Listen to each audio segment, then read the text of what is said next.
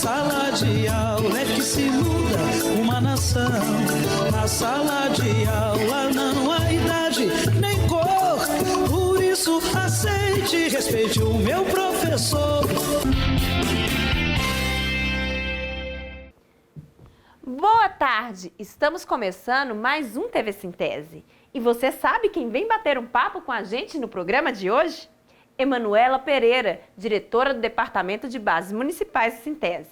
Vamos falar muito sobre as lutas que estão acontecendo no interior em favor da categoria das professoras e professores.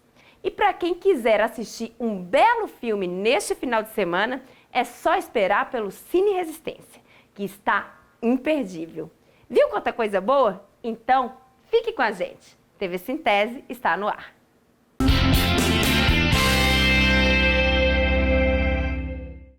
Estamos recebendo hoje em nosso estúdio a professora Emanuela Pereira, diretora do Departamento de Bases Municipais de Sintese. Tudo bem, Emanuela? Boa tarde. Boa tarde, Luana. Tudo bem?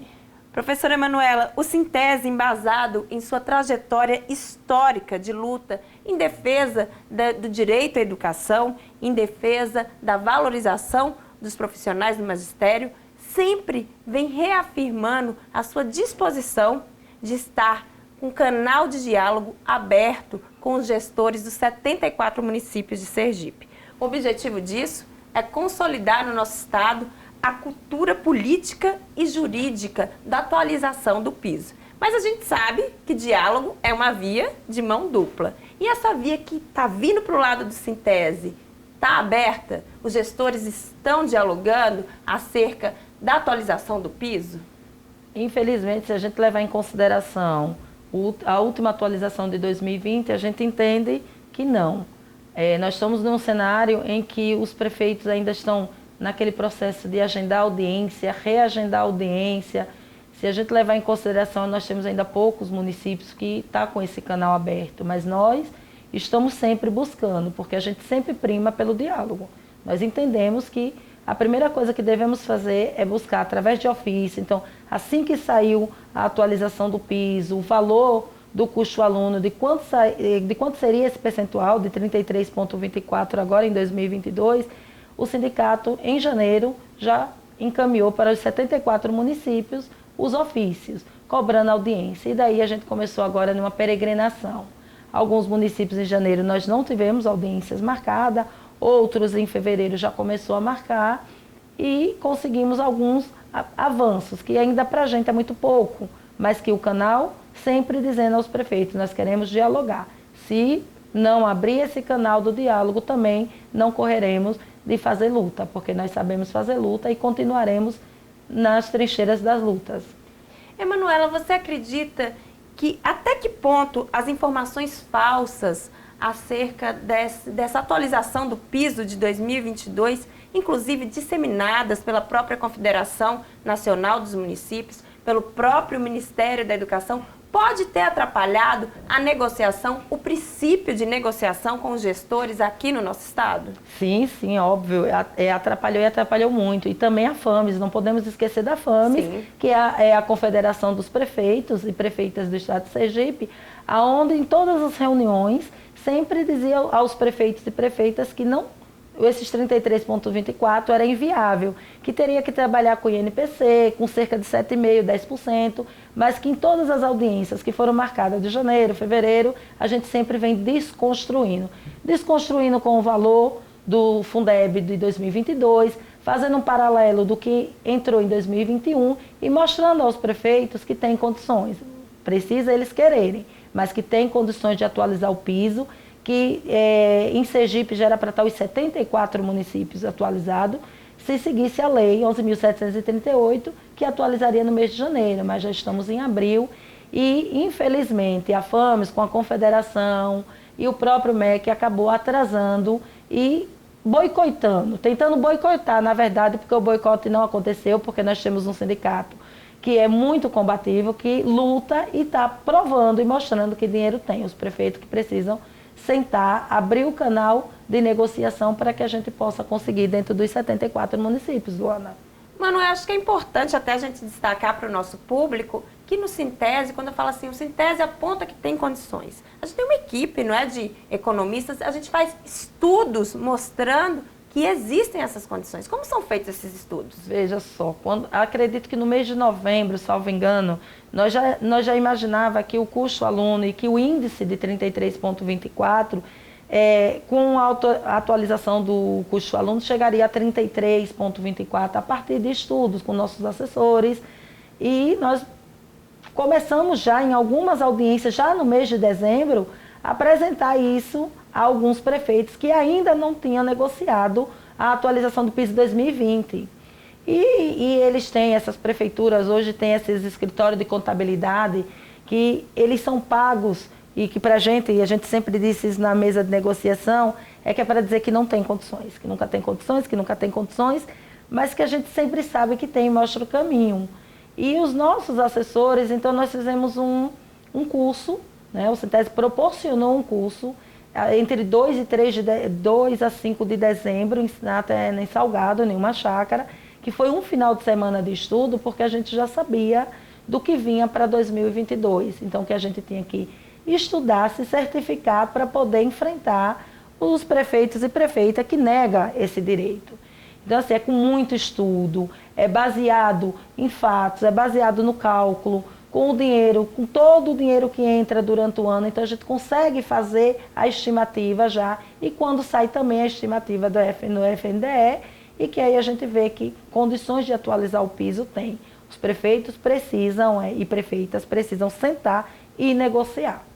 São dados, como você disse, do FNDE, são dados do Banco do Brasil, do Portal da Transparência, são dados oficiais. Oficiais. E o que nos chama a atenção muitas das vezes é quando nós vamos para uma mesa de negociação e a gente leva estudos que, com a ajuda da nossa assessoria, que está lá assinado pelo próprio prefeito, pela contabilidade, o escritório de contabilidade daquele município, e que está no Portal da Transparência, que está no REEL, está no CIOP, e ainda os prefeitos e prefeitas querem dizer que não é, mas prefeito, está aqui a sua assinatura, prefeita, está aqui a sua assinatura. Aí é quando a gente começa a ver que os municípios gastam, porque para a gente não é investimento não, investir é na educação. Sim. Quando eles estão gastando com esse escritório de contabilidade, que muitas das vezes não condiz na mesa com a realidade dos valores que entra dentro do município, que muitas das vezes nós é que levamos conhecimento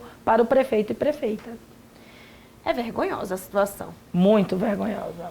E existe sim condição, né, Manuela? Nós temos aí, por exemplo, o município de Riachão do Dantas, em que a gestão municipal assegurou que vai garantir o pagamento da revisão do piso de 2022, respeitando a carreira.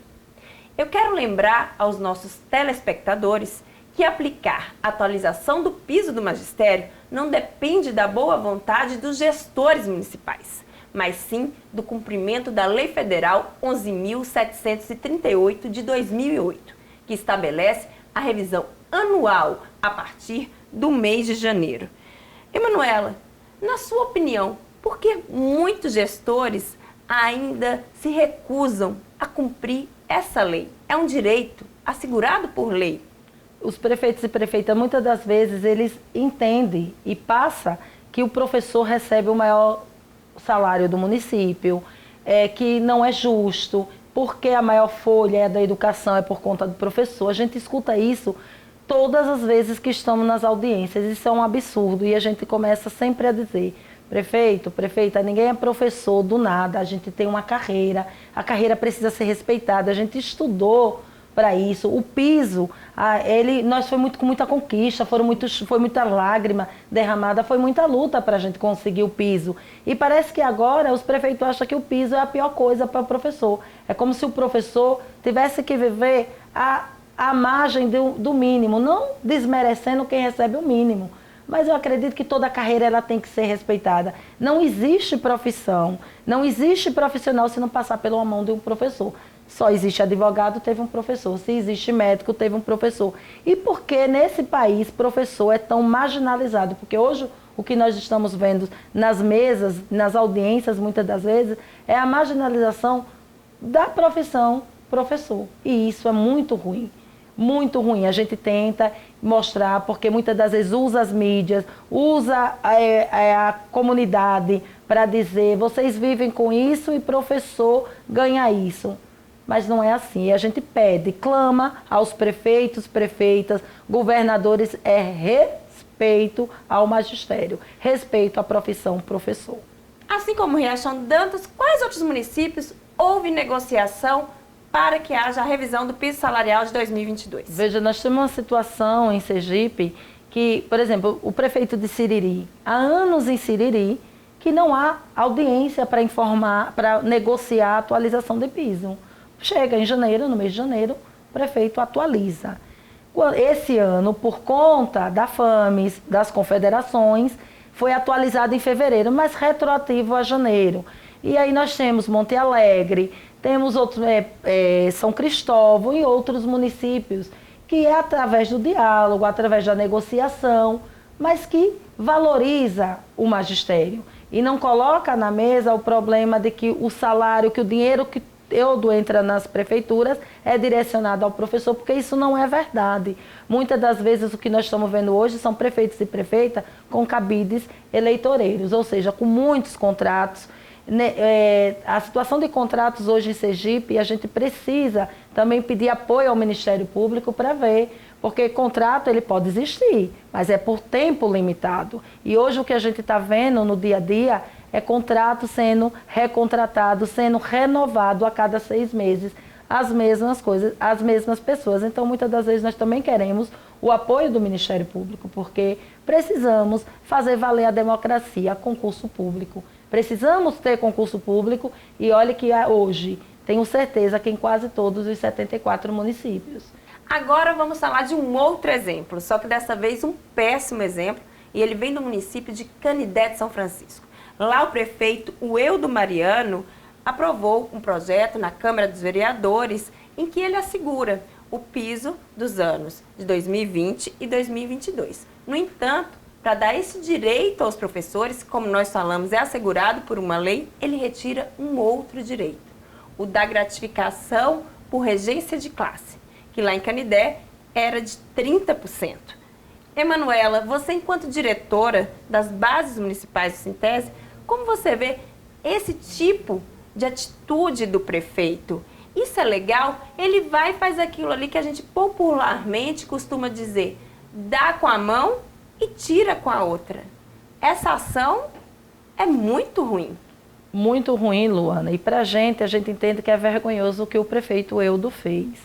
Primeiro que dá com a mão e tira com a outra. A regência de classe é um direito que os professores já tinham garantido, porque quando houve a lei do piso, para implementar o piso, então houve municípios que nós tivemos que adequar certas situações. Então já lá atrás, em 2009, nós tivemos algumas adequações. Agora não é mais motivo, não tem mais o momento de ter adequações, e sim de aplicar a atualização do piso. Vergonhosamente, o prefeito Eudo deu uma rasteira no magistério de Canindé. Os professores de Canindé estão revoltados. Eu participo também do grupo e a gente vê a revolta, é muito sofrido, e dizer que vai ter luta, está tendo luta e vai ter luta, porque os professores não vão ficar calados e quietos, não. O que o prefeito Eudo fez foi errado. Vamos entrar na justiça, vamos ver de que forma a gente vai conseguir rever essa situação, mas que esse péssimo exemplo, infelizmente, não foi só em Canindé. Espero que não sirva mais como exemplo para nenhum outro município, que nós ainda não sentamos e negociamos. Mas não podemos esquecer de Nossa Senhora da Glória, que a prefeita também fez a mesma arte e deu uma rasteira no magistério de Nossa Senhora da Glória, e todo dia 22 também lá tem luta. Há uma ação de luta, não para esquecimento, vai ser luta contínua, porque o que esses prefeitos estão fazendo não é o correto. Professora, vamos mudar um pouquinho de assunto e vamos falar um pouco sobre luta estudantil também. Na manhã do dia 12 de abril, estudantes do Colégio Estadual Professor Gonçalo Hollenberg, em Aracaju, fizeram um protesto em frente à unidade de ensino. Os estudantes reclamam que o atual prédio não tem condições de abrigar a escola. No dia 13, um grupo de estudantes do Centro de Excelência Felisbelo Freire realizou um protesto pelas ruas do município de Itaporanga da Ajuda, reclamando do acolhimento dos estudantes, pais, mães e responsáveis por parte da direção do colégio. Emanuela, eu sei que esses exemplos que eu dei aqui agora são de escolas da rede estadual, mas nós sabemos que também há um movimento estudantil nas redes municipais e que fazem luta. Então eu gostaria de saber a sua opinião, a importância dos estudantes se envolverem na política da educação, de exigirem uma educação de qualidade social.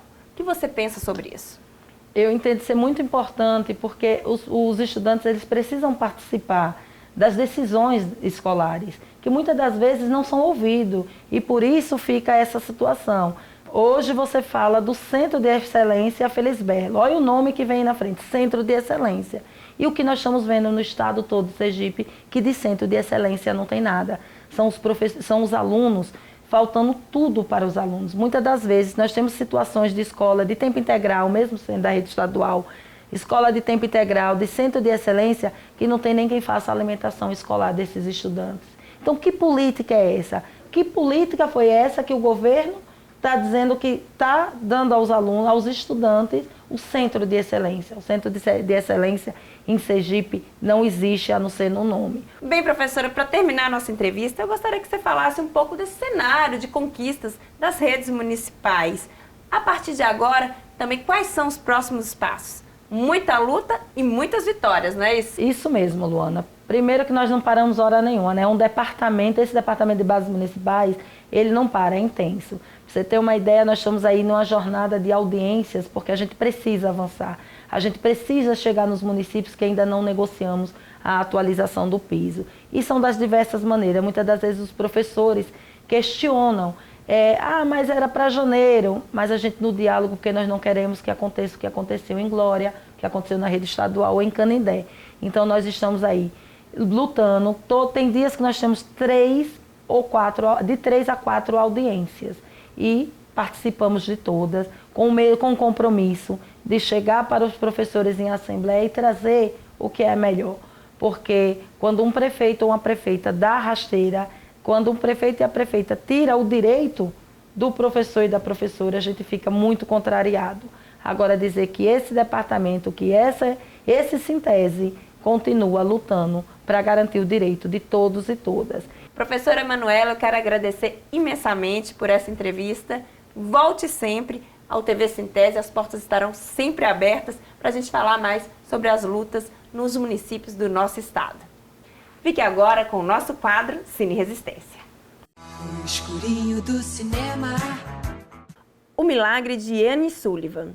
Uma história real que conta o desafio vivenciado pela professora Annie Sullivan ao tentar ensinar Helen Keller, uma menina cega e surda, a língua dos sinais, lançado em dezembro de 2020. A produção é uma refilmagem da versão lançada em 1962. O filme relata o início de uma longa jornada percorrida por Helen Keller e Annie Sullivan na luta pelos direitos de pessoas com deficiência. Este belíssimo filme está disponível no YouTube. Para encontrar, basta ir até o buscador do canal e colocar o nome do filme, O Milagre de Annie Sullivan. Boa diversão para todo mundo. No escurinho do cinema. O programa TV Sintese está chegando ao fim. Mas antes de terminar, eu gostaria de convidar todos vocês a assistirem o nosso programa na próxima semana. Não sei se você sabe, mas os projetos de degola editados por Belivaldo Chagas e aprovados por um grupo de 14 deputados e deputadas está completando um mês. Preste atenção nesse vídeo que vamos exibir agora. 22 de abril, um mês que o governo do estado e 14 deputados e deputadas golpearam de morte o magistério estadual. O governador é inimigo da educação, destruiu direitos dos professores e aprofundou o massacre aos aposentados. As professoras e professores, ativos e aposentados, não vão esquecer. Sintese. Somos muitas, somos muitos, somos fortes. No próximo sábado, vocês vão ver como foram os protestos da categoria. Vamos lembrar a vocês também quem foram os cúmplices desse massacre. Por isso, não perca o TV Sintese do próximo sábado, ok? Bom final de semana para todo mundo.